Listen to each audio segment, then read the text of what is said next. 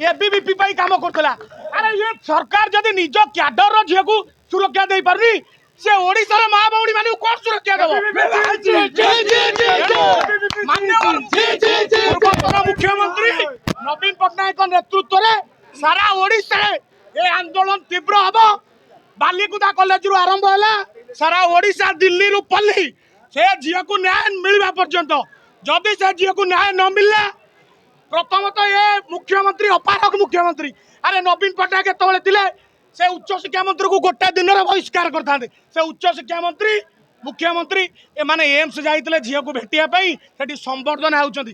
आज्ञा आम मानकु लाज लागिया कथा ते एमिति को संवेदनशील घटना रे ए मान जाई की संबर्धन आउचंती।